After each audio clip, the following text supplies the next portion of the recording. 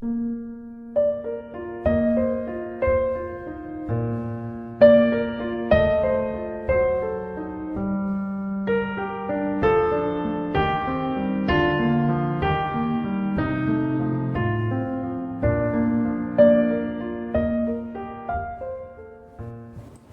noite, meus irmãos. Que a preciosa graça justificadora, reconciliadora esteja habitando em nossos corações. Nós avançaremos agora então para a exposição final do Salmo 121. Eu peço aos irmãos, dirijo-me principalmente aos pais, aos responsáveis, aqueles que devem dizer: eu e a minha casa serviremos ao Senhor, aos maridos, neste caso também há aquelas irmãs ou moças que vivem sozinhas ou estão conduzindo seus lares. Peço que todos nós estejamos ao redor da palavra, chamando os nossos ao redor da palavra, nos ambientando com a palavra.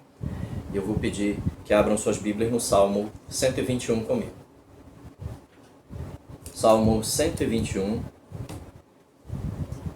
irmãos, o qual dirá, na minha versão: eleva os olhos para os montes, de onde me virá o socorro? O meu socorro vem do Senhor, que fez o céu e a terra. Ele não permitirá que os teus pés vacilem. Não dormitará aquele que te guarda. É certo que não dormita, nem dorme o guarda de Israel. O Senhor é quem te guarda. O Senhor é a tua sombra, à tua direita. De dia não te molestará o sol, nem de noite a lua. O Senhor te guardará de todo o mal, guardará a tua alma.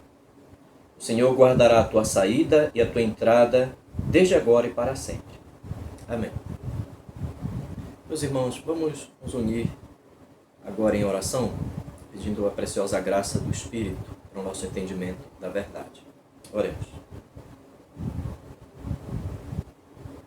Senhor nosso Deus,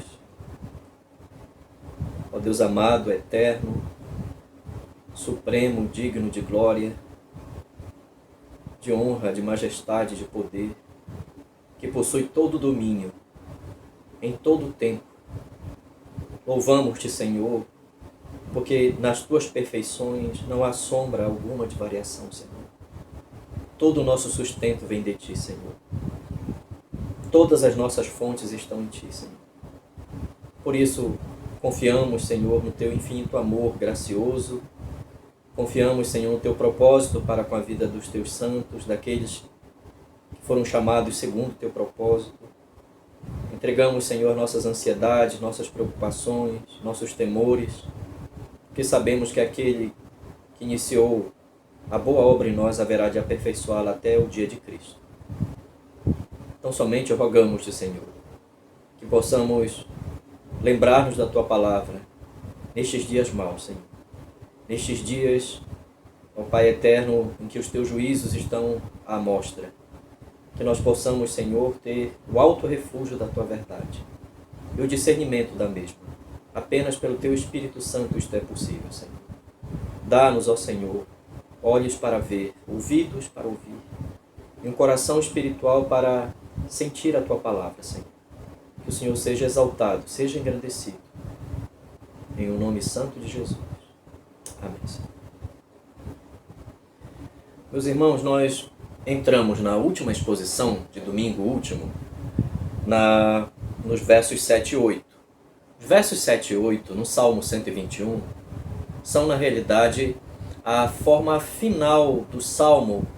Nestes versos estão na forma de uma bênção. Bem, eu destaquei apenas o verso 7 na última exposição. O Salmo 121, meus irmãos, termina com uma bênção final sobre o crente peregrino que foi até Jerusalém e deve retornar à sua casa. Bem, nós vimos apenas o versículo 7. O Senhor te guardará de todo mal, guardará a tua alma. Os irmãos percebam nas suas Bíblias que os versos 7 e 8 trabalham com polaridades, com dimensões enormes. as quais nós não podemos dar conta. Nós não temos uma noção, a não ser que este salmo está nos ensinando didaticamente destas dimensões grandiosas do mal, mas, sobretudo, a suprema e grandiosa dimensão da graça, sustentando aqueles que pertencem ao Senhor.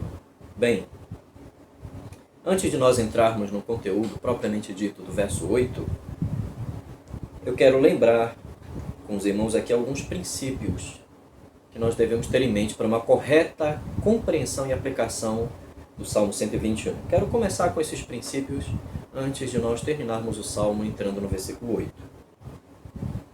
Meus irmãos, o primeiro princípio é que, como os demais salmos de proteção, que enfatizam a proteção divina, a superior proteção divina, como o Salmo 23, o Salmo 91, o Salmo 121 não deve jamais ser tomado como um amuleto de sorte. Apenas quando estamos em perigo, ou quando alguém está em perigo, ou qualquer pessoa procure o Salmo 121, ou o Salmo 23, ou 91, como um amuleto contra o perigo. Não. A segunda e correta compreensão e aplicação do Salmo 121, o segundo princípio é desta feita que não há nada de impessoal no Salmo 121 em relação a Deus. Não há nada aqui de impessoal. O Salmo 121 tem uma aplicação apenas para crentes verdadeiros. Crentes que estão caminhando com Cristo, estão dentro do seu povo, professaram que têm um chamado do Evangelho e vivem por meio da fé nele. Terceiro princípio, aliás, para a compreensão e aplicação do Salmo 121, é que a verdadeira fé, neste tipo de salmo, não é descrita como sendo passiva. Pelo contrário, é altamente ativa, tremendamente ativa. Este salmo é um incentivo para que o crente cresça verdadeiramente na piedade, na peregrinação que ele tem que fazer por este mundo, nas condições que este mundo decaído está. Nós vemos isto desde o início do Salmo, os irmãos. Quando o salmista afirma que ele retirou os seus olhos, ele desviou os seus olhos no nível de preocupação, de ansiedade que estava antes da caminhada para Jerusalém, e ele viu que errou. E ele corrige a si mesmo. Ele jamais deveria ter retirado os seus olhos do Senhor. E, enfim, a afirmação do verso 2, por meio da qual ele se corrige, é: o meu socorro vem do Senhor que fez o céu e a terra. É uma, vamos dizer assim, é uma grande profissão de fé pactual. A fé verdadeira corresponde ao conhecimento que Deus dá de si mesmo. O Deus verdadeiro, Deus do Evangelho da graça, na antiga e na nova aliança, esse Deus verdadeiro que enviou o seu Filho a este mundo é o Deus que fez os céus e a terra. Todas as coisas estão submissas a Ele. Não há nada que não tenha a sua causa nele. Pois bem, a piedade é uma reação a este conhecimento que vem de Deus, do Senhor, do grande Eu Sou, de Yahweh, que fez os céus e a terra e separou o seu povo para si mesmo. Mas há um último princípio de compreensão do Salmo 121. Este salmo envolve-nos num grandioso realismo bíblico acerca do mal e das suas dimensões, às quais, mesmo crentes verdadeiros, estão ainda sujeitos neste mundo. Há um grande realismo do mal aqui. Um realismo do mal serve aqui de pano de fundo, sobre o qual a graça suprema brilha. A graça suprema de Deus cobre e sustenta os seus. Vamos lembrar da palavra proteger em latim. A palavra proteger tem seu significado como cobrir, esconder. Pois bem, apenas Deus pode cobrir, apenas Deus é suficiente para esconder, para, diante das dimensões da queda, de um mundo de trevas e de morte, se tornou este mundo criado por Deus. após a queda de Adão e Eva. Apenas Deus é soberano precisamente sobre todas estas condições deste mundo decaído, as consequências da queda. E mesmo como um crente, o fato de que eu tenha que passar por isto, eu tenha que passar por este mundo nos anos de vida, Ele guardará, como nós vimos, a minha alma no seu sentido pessoal, individual. Este é o sentido aqui da palavra nefesh, palavra hebraica.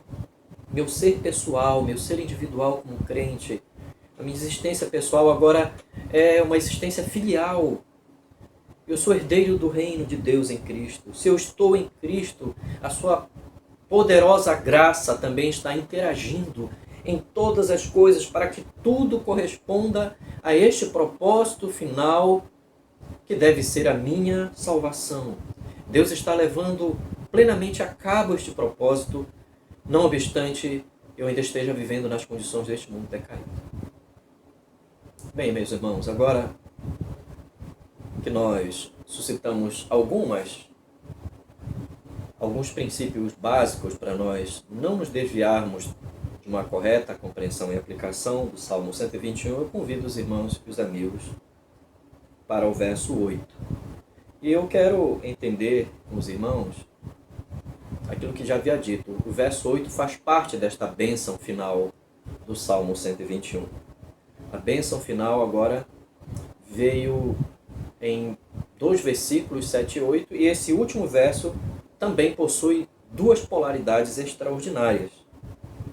A primeira delas é que é um tipo de proteção, a proteção, a salvaguarda divina sobre os salvos, é uma proteção na saída e chegada, na saída e na entrada dos salvos. A ideia-chave do texto em hebraico é que Deus guarda os movimentos.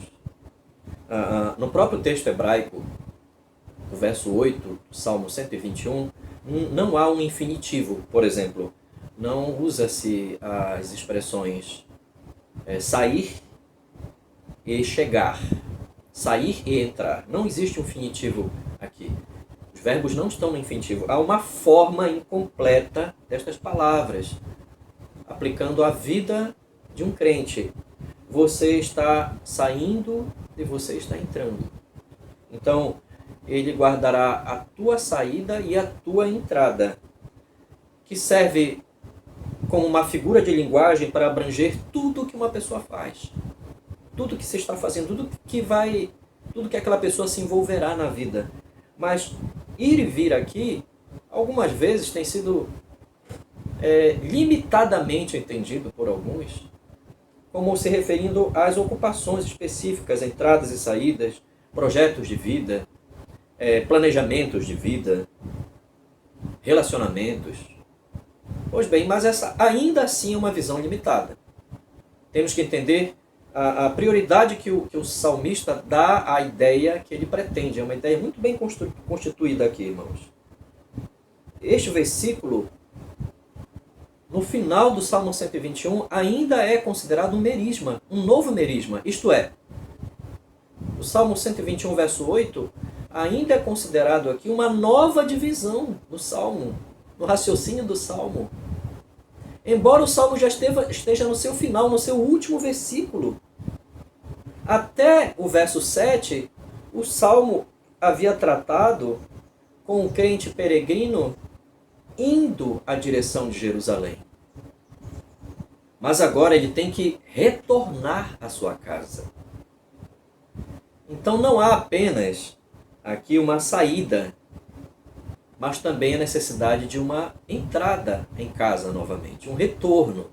Pois bem, nós vimos durante a exposição domingo passado a expressão guardará a tua alma, do verso 7. Eu gostaria de voltar um pouquinho a ela, porque o verso 8, na realidade, está completando a ideia do verso 7.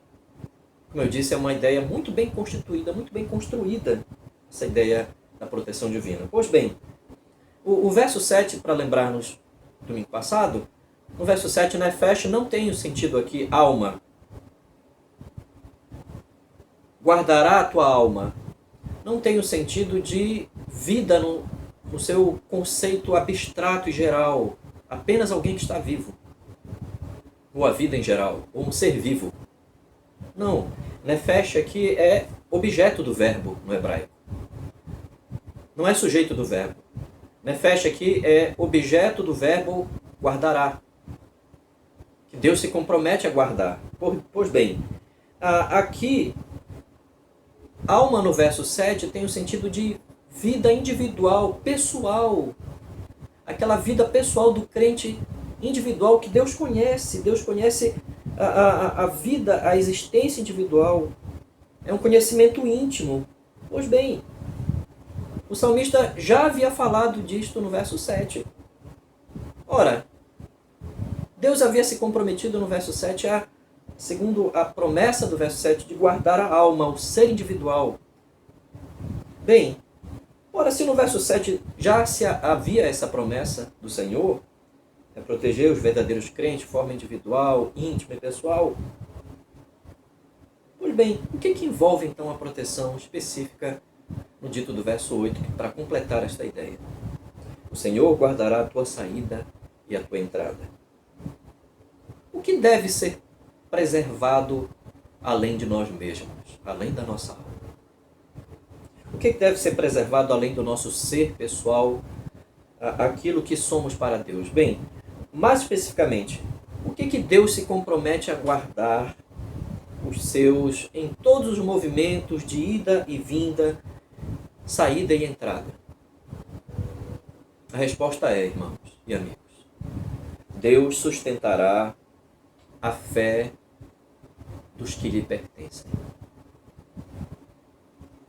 Deus preservará a fé dos que lhe pertencem em seu ir e vir, em suas entradas e saídas.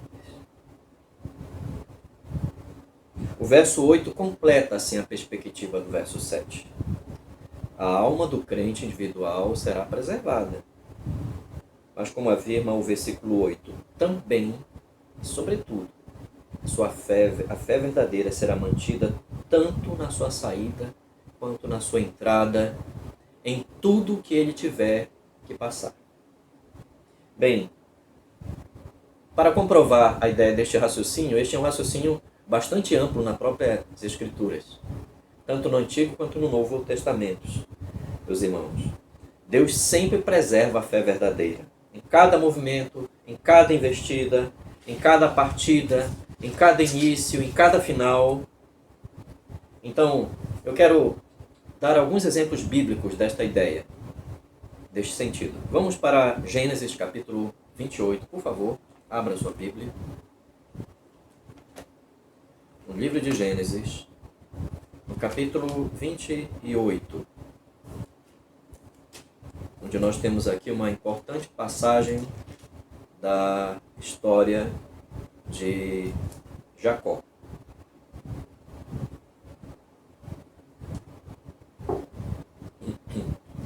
Gênesis capítulo 28. A maioria de vocês conhece a história de Jacó. Jacó havia usurpado a primogenitura, a bênção da primogenitura do seu irmão Esaú. O seu pai Isaac, então, agora havia reconhecido no capítulo 28 que Deus não escolhera Esaú, filho preferido de Isaac. Ele havia escolhido, na realidade, Jacó. Então ele decide enviar Jacó à terra do seu pai Abraão, avô de Jacó, para que lá encontre, dentre os seus familiares, uma esposa que possa vir a temer ao Senhor. Pois bem, a viagem de Jacó, uma longa viagem, mais de 300 quilômetros, a viagem de Jacó foi cheia de medo, de tristeza, solidão. Mas esta viagem chegou a um determinado ponto e Jacó dormiu ao relento. E Deus revelou-se a ele, o Deus dos patriarcas, o Deus do seu avô e o Deus do seu pai, Abraão e Isaque. E lhe disse, leiamos por favor os versículos 13 a 15.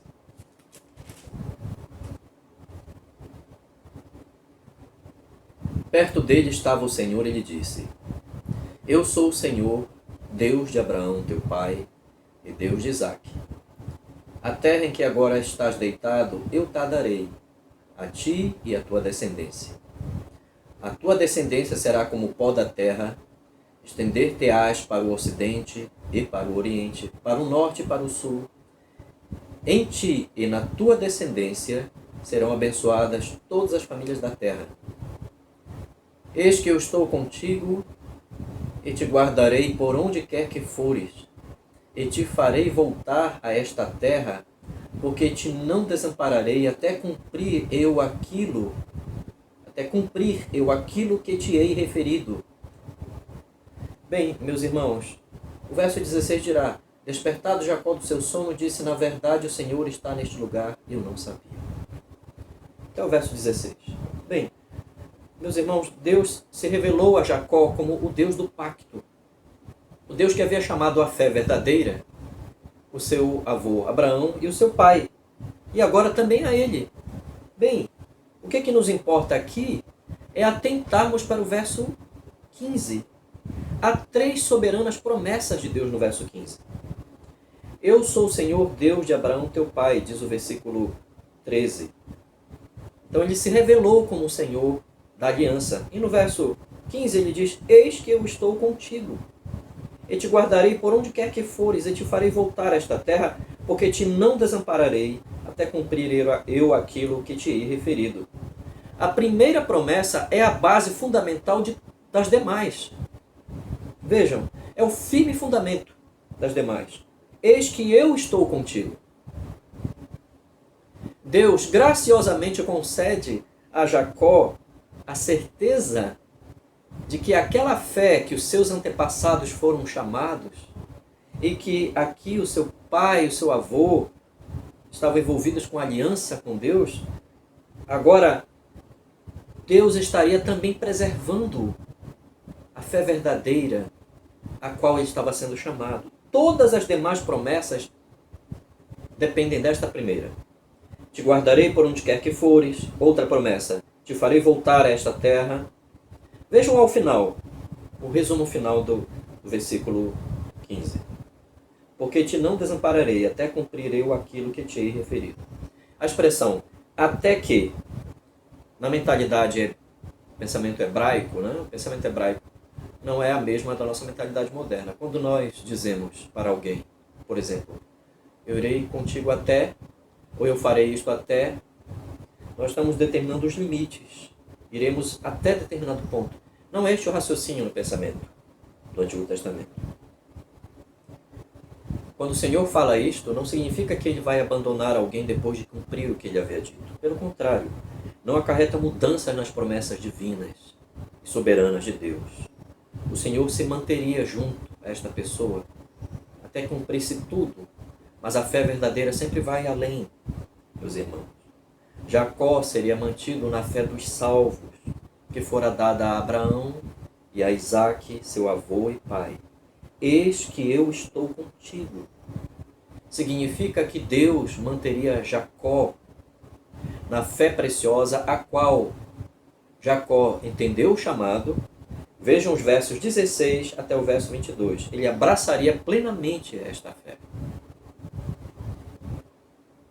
Meus irmãos, isto nos ensina que Deus está com o seu povo, quando o seu povo sai e entra, faz e desfaz, o que quer que seja, nas idas e vindas, neste sentido bíblico. Ou seja, ele mantém os verdadeiros crentes numa relação de fé verdadeira com ele, até que o seu propósito venha a se cumprir neles. Meus irmãos, nós temos de nos tornar maduros quanto à doutrina bíblica. Ao uso em especial desta expressão, eis que estou contigo. Porque há muita gente utilizando-a como um aplicativo geral. O que é, meus irmãos, É como se Deus estivesse dizendo que Deus vai estar com tal e tal pessoa, de maneira que não importe o tipo de vida que ela esteja vivendo, pecaminoso, a rejeição dela do Evangelho, o ódio que ela tenha a Cristo, a Deus, aos seus caminhos, à sua palavra, Deus sempre estaria com ela. Não é este o sentido, jamais foi o sentido da expressão. Isto, meus irmãos, não é apenas errado, é herético. Deus não estava dizendo a Jacó que ele seria com Jacó de qualquer jeito, se Jacó vivesse de qualquer maneira. Não, pelo contrário. Mas por causa do evangelho que fora prometido, fora dado ao seu avô Abraão, ao seu pai Isaque, e agora fora transmitido a ele, que em tudo que ele deveria passar, Deus manteria aquela fé verdadeira na sua saída e na sua entrada. Deus manteria aquela fé verdadeira, por exemplo, na saída e entrada em relação aos conflitos que ele teria com o seu sogro Labão, um sogro ímpio, e os seus cunhados também ímpios. Nos negócios que ele teria ali com ele, por mais de 20 anos. Que Deus estaria com ele, preservando a sua fé, em seu tumultuado casamento. E nas crises que ele teria com tantos filhos, Deus o preservaria diante da ira do seu irmão que não se converteu, que não participou da fé, da aliança patriarcal. Meus irmãos, em decorrência da sua ida futuramente, muitos anos depois, quando o seu filho, um dos mais novos, seu penúltimo filho, José, foi levado pelo propósito do Senhor para o Egito, cumprindo assim a palavra de Deus a Abraão, de que o povo de Israel, descendente de Jacó, iriam para o Egito por causa da fome. Meus irmãos, quando haveria fome sobre toda a terra, Deus preservaria a fé dos seus eleitos, a começar por Jacó. Para entendermos ainda a grandiosidade, meus irmãos, de que é a preservação da fé verdadeira na saída e na entrada, no Salmo 121, verso 8, vamos para mais um texto bíblico, irmãos. Texto paralelo, desta feita no Novo Testamento. Vejamos, por favor, abram suas Bíblias no Evangelho de Mateus, no capítulo 28, o verso 20, a parte B. Por favor. Mateus, capítulo 28, no versículo 20, parte B apenas, versículo.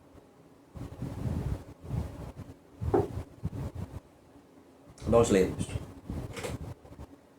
E eis que estou convosco todos os dias até a consumação dos séculos.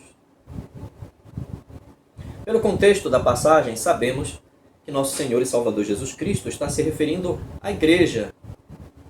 A igreja na sua gênese, a igreja separada por ele, naquele momento, no grupo de apóstolos, separada por ele para promover, pregar, ensinar o Evangelho.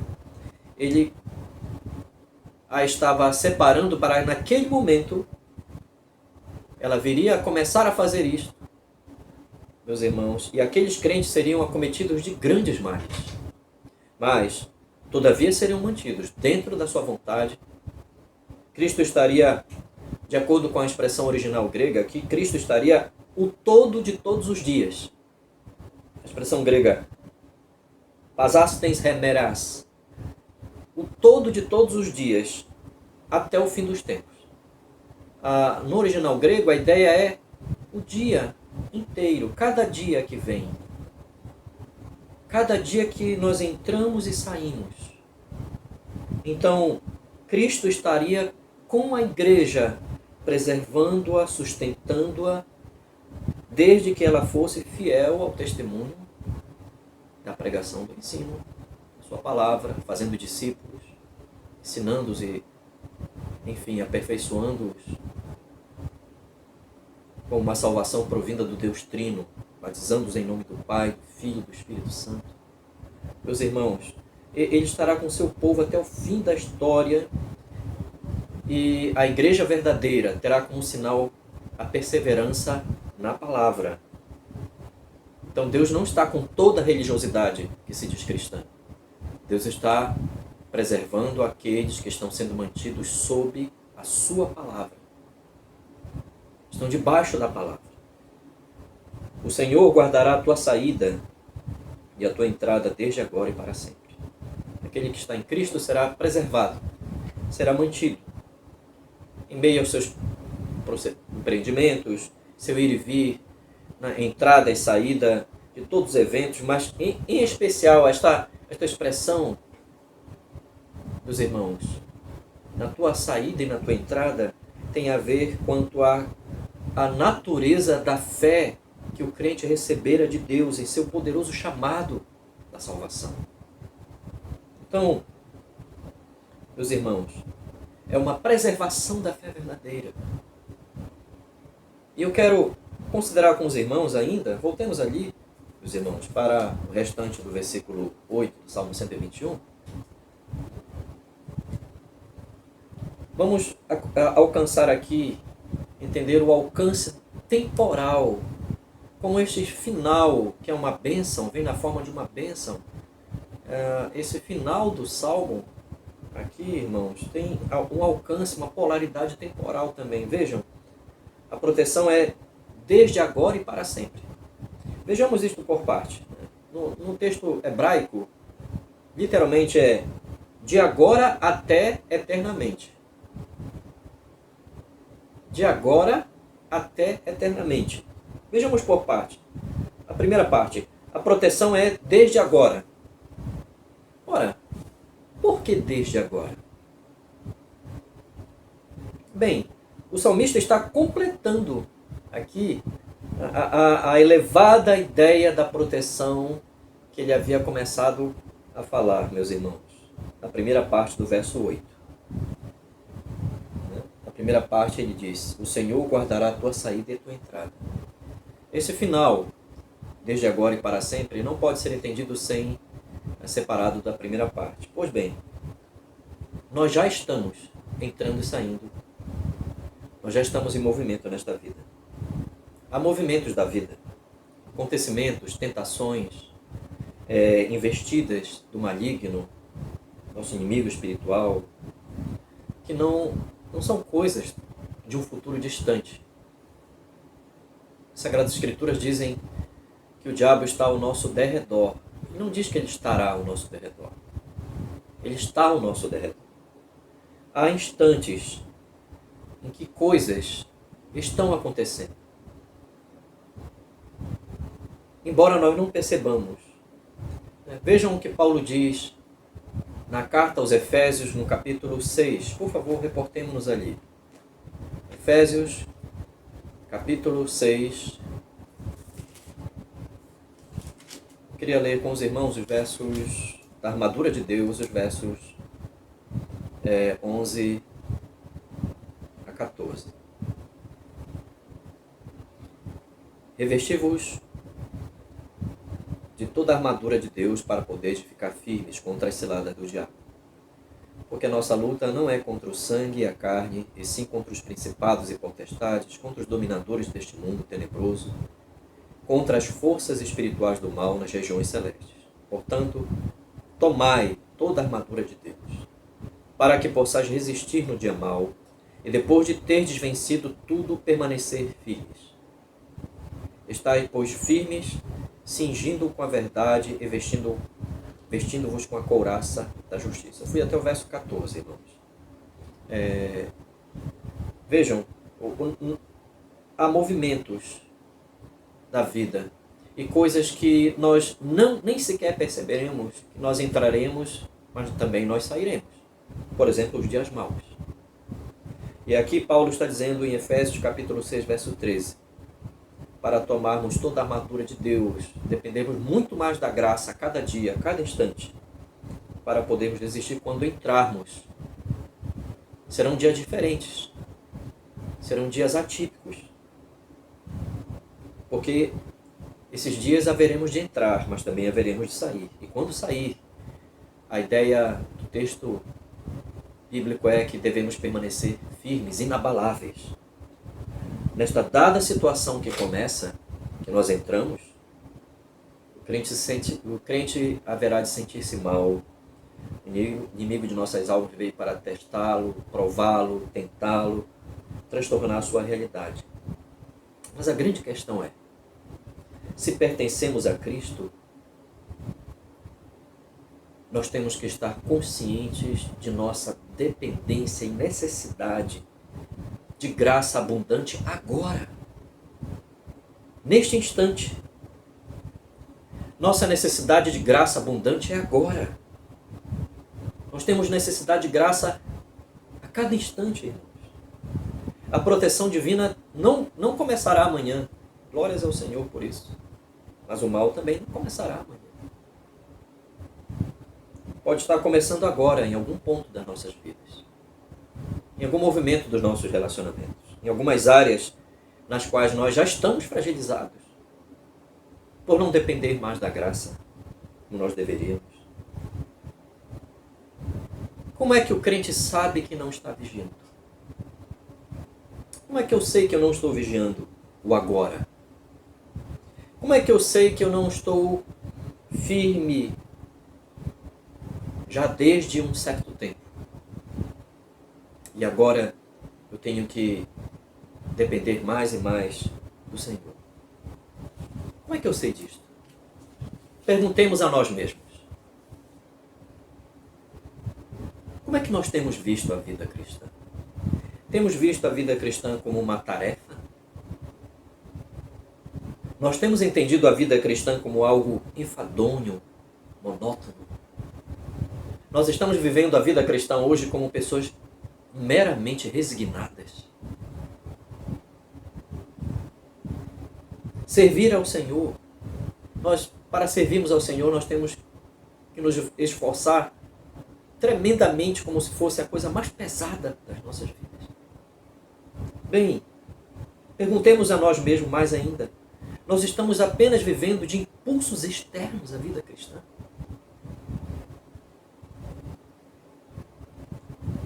Então, se é isto que está acontecendo conosco, nós não estamos atentando para o glorioso chamado do Evangelho, de que nós fomos feitos filhos de Deus. Nós temos deixado de lado o fato de que o diabo realmente tem tentado nos alcançar desde há muito. E que ele tem nos cercado e nós temos perdido os momentos chaves de nos prepararmos uma luta contra ele. Estou entrando e saindo dos dias maus como alguém que tem que permanecer firme, inabalável. Lembre-se, todavia lembre-se disto. Se o mal está operando agora, a todo instante, muito mais a graça é acessível a cada um de nós que estamos em Cristo. A graça é abundante, é acessível. Deus não negará aos seus. É agora que Deus dá graça. O Senhor nos guardará desde agora que a graça sustenta, preserva. O salmista fracassou ao início do Salmo 121, verso 1. Ele tirou os seus olhos do Senhor, mas ele aprendeu. E ele afirma que o crente, ao final do Salmo 121, que o crente tem recursos infindos que vêm de Deus, desde agora. Sua ajuda é desde agora. A destra do Senhor é desde agora. Pois bem, mas nós temos também, voltemos ali, irmãos, no Salmo 121, finalzinho do verso 8. Desde agora e para sempre. A guarda do Senhor, sua divina proteção nos seus, não envolve apenas o agora, é desde agora. No hebraico, de agora até eternamente. Então, meus irmãos, não é boa a nossa tradução em língua portuguesa. Em hebraico, irmãos, a expressão é Meyatá veyad olam, de agora até eternamente. Meus irmãos, não é digna, uma tradução diz para sempre. Porque no hebraico é olam. A palavra quer dizer eternamente. É a mesma palavra utilizada para a natureza eterna de Deus. No Salmo 90, verso 2. De eternidade a eternidade, tu és Deus. Meus irmãos, só Deus é eterno. Não há nada que seja eterno, além de Deus. Só nele habita a imortalidade. Ou seja, só Deus não possui sucessão, Deus não possui variação, Deus não possui começo, Deus não possui fim. Deus não possui progressão. A sua realidade santa, perfeita, justa, amorosa, eterna, digna, sua santidade, seu poder, são sempre os mesmos eternamente. E aqui, veja o grande consolo dos salvos. Veja a grandiosa graça dos salvos. Uma proteção que alcance um pecador finito, marcado pela queda, mas uma proteção que alcance o pecador neste sentido de algo que o conduzirá até a eternidade, o cobrirá até a eternidade, é uma preciosa dádiva. Há pessoas que pensam em proteção, mas elas pensam em proteção, em segurança apenas para esta vida. Elas têm planos de saúde, elas têm cadernetas de poupança, elas têm uma série de elementos que configuram apenas a sua ideia de viver para este mundo. É esta a ideia de proteção que muita gente tem diante dos perigos. Não é este o caso daqueles que pertencem ao Senhor. O Senhor não guardará os seus apenas nas saídas e entradas. O Senhor sequer os guardará apenas no agora. É de agora a proteção. Mas o Senhor os preservará até que eles cheguem à sua presença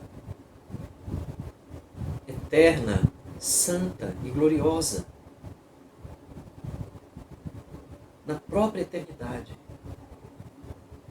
Oh, meus irmãos, quão glorioso este ensino.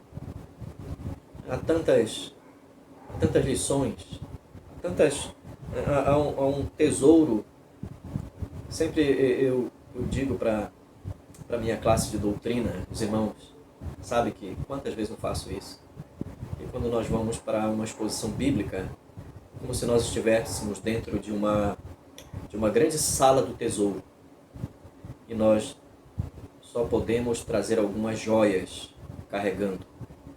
Não podemos levar nas nossas mãos todas as coisas. Pois bem, vamos extrair 3 preciosas lições e aplicações que nós, de certa feita, já vimos aqui.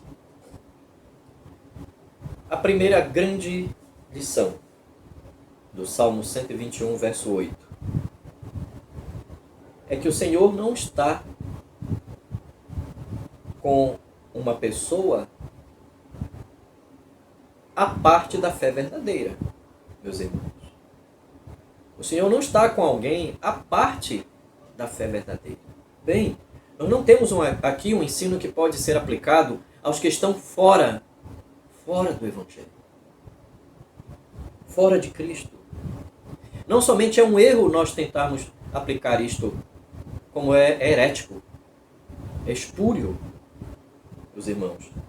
O Senhor, neste salmo, se compromete a todo aquele que vem arrependido, arrependido dos seus pecados, confiando na sua imensa graça revelada em seu Filho, o Senhor Jesus Cristo. Um pecador que vem arrependido, confiando, dependendo dele. E afirma a esta pessoa que a sua obra nela não retrocederá, não vacilará. Não importa o quanto do inferno esteja sobre ela. Não importa os assaltos dos piores perigos, as piores dimensões de um mundo em trevas e morte. Mas ainda assim, há pessoas tentadas a questionar isto. Ora, mas, diriam alguns, mas e quanto aquelas pessoas que vivem longe de Deus, rejeitando o Evangelho, se portando de forma rebelde contra as verdades do Senhor, mas conseguem sair de grandes aflições, conseguem sair de grandes problemas, Bem, mesmo assim, nenhum de nós pode afirmar que Deus é com ela, no sentido bíblico. Nenhum de nós pode afirmar isso. Por quê? Meus irmãos, aqui nós temos que fazer um corte preciso do sentido e aplicação das doutrinas refletidas nos textos bíblicos. Por exemplo, nem sempre providência e preservação correspondem aos mesmos propósitos na revelação bíblica. Volto a repetir, nem sempre providência e preservação correspondem aos mesmos propósitos na revelação bíblica. A providência para manter alguém nesta vida, neste mundo, não é o mesmo que preservar a fé dos eleitos. Vamos tomar um exemplo bíblico para tanto, irmãos. Vejam o que Deus disse a Faraó no livro de Êxodo, capítulo 9, verso 15 e no verso 16. Convido os irmãos a abrirem suas Bíblias ali. Êxodo, capítulo 9, verso 15 e 16. Após Deus ter enviado várias das suas pragas, demonstrando a sua soberania, humilhando o coração de Faraó, em Êxodo, capítulo 9, verso 15 e 16, Deus diz frontalmente, por meio de Moisés e Arão, a Faraó. Leiamos. Pois eu já poderia ter estendido a mão para te ferir, a ti e o teu povo com pestilência, e terias sido cortado da terra. Mas, deveras, para isso te hei mantido, a fim de mostrar-te o meu poder, e para que seja o meu nome anunciado em toda a terra. Mesmo em meio a todas as pragas enviadas até aquele momento ao Egito, Deus controlava a sobrevivência de Faraó. E Deus também estava controlando a sua rebelião contra ele, contra o próprio Deus, para que em tudo o que estava acontecendo, o nome do Senhor fosse glorificado, como nós sabemos até os dias de hoje, depois de tantos milhares de anos terem se passado. Que Deus é supremo, Deus é glorioso, e Deus pode manter alguém. Por exemplo, Deus pode manter uma pessoa, Deus pode manter pessoas para ouvirem o seu evangelho, mesmo estando rebeldes a ele, para que elas possam ser julgadas e elas possam ser condenadas de forma justa, correta, que elas tiveram a oportunidade de ouvir. Outras pessoas, é verdade, Deus pode estar mantendo com a sua providência para que elas venham a crer no evangelho, segundo o seu chamado, como uma pessoa eleita, escolhida por ele, para vir a crer no evangelho, arrepender-se, crer e confiar em Cristo. Mas aqui, precisamente, irmãos, no caso daqueles que já são crentes, não há somente uma providência da vida, há a preservação da verdadeira fé neles, desde agora e para sempre. Não há momento, não há instante, não há circunstância, por mais rápida que seja, na pior tentação, nos piores assaltos, que um crente esteja fora da graça que está atuando e preservando-o para avançar no chamado da suprema salvação. Meus irmãos e meus amigos, isto nos leva imediatamente a uma segunda aplicação deste maravilhoso ensino. Vamos a ele. A segunda lição, irmãos. É totalmente antibíblico pensarmos em segurança apenas para gozarmos esta vida, contemplarmos a vida neste mundo. Totalmente antibíblico.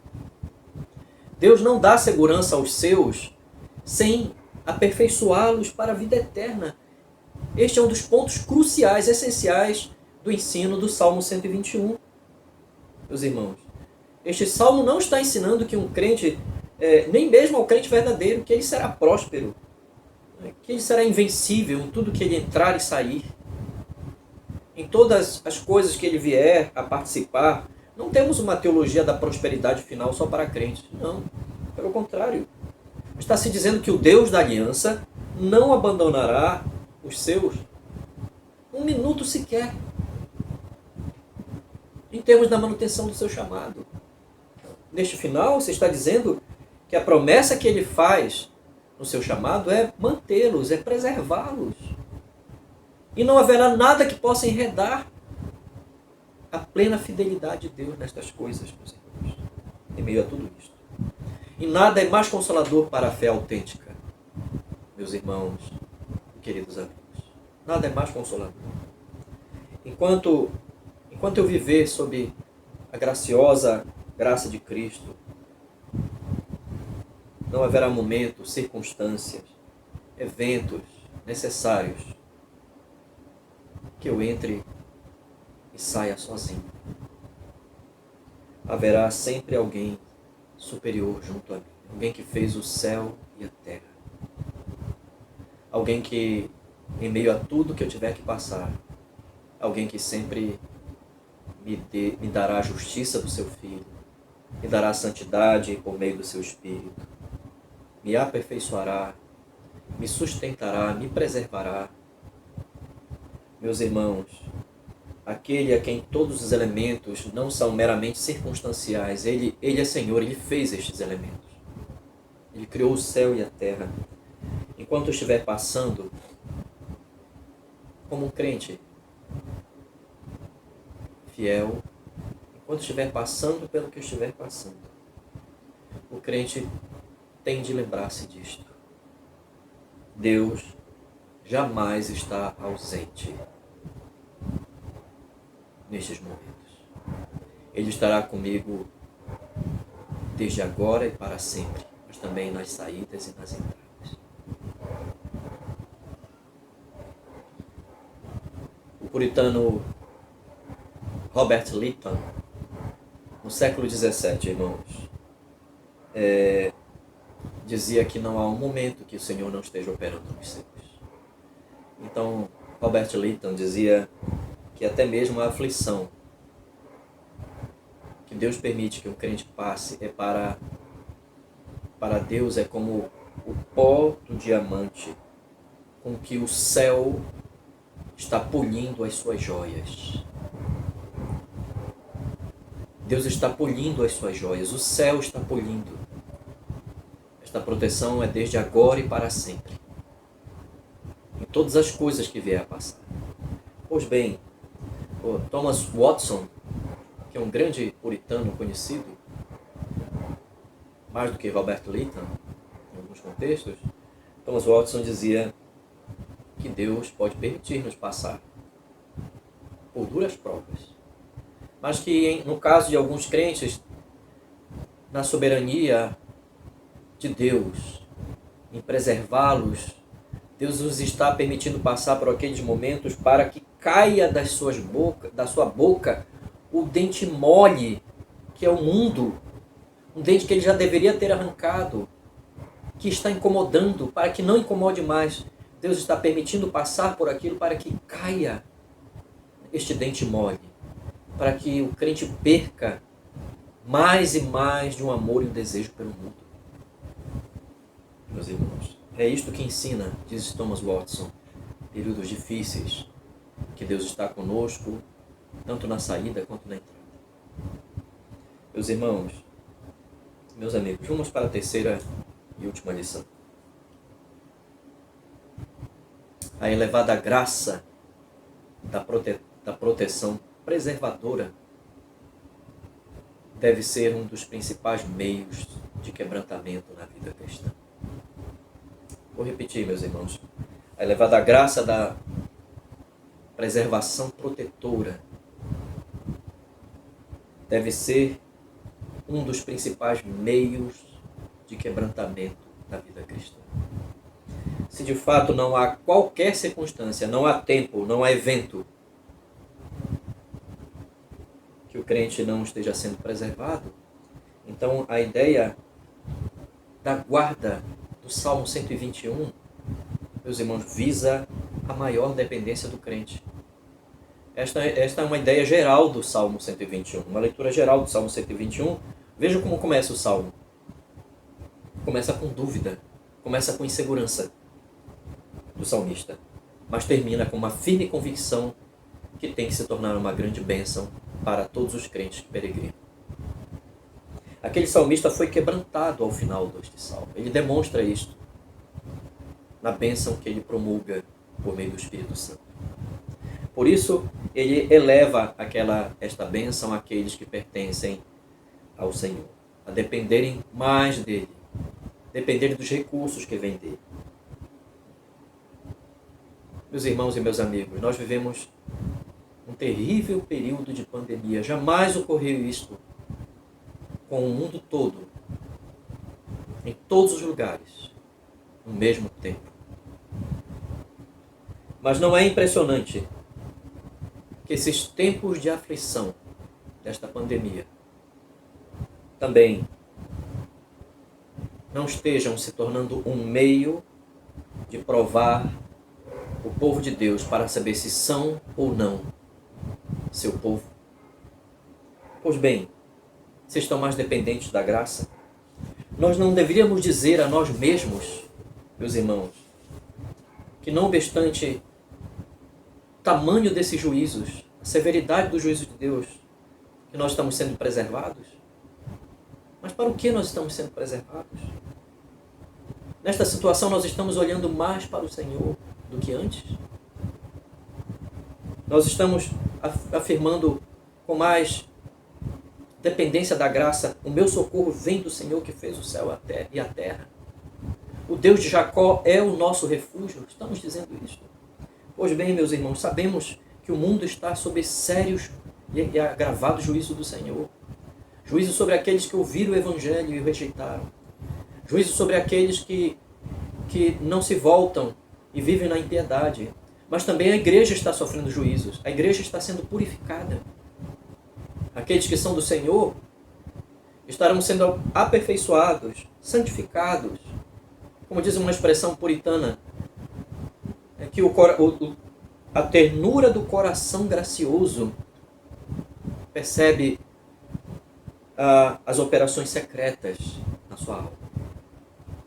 Aqueles que são do Senhor estarão sendo preservados, santificados, aperfeiçoados, mais dependentes da graça. Mas a igreja também estará sendo purificada.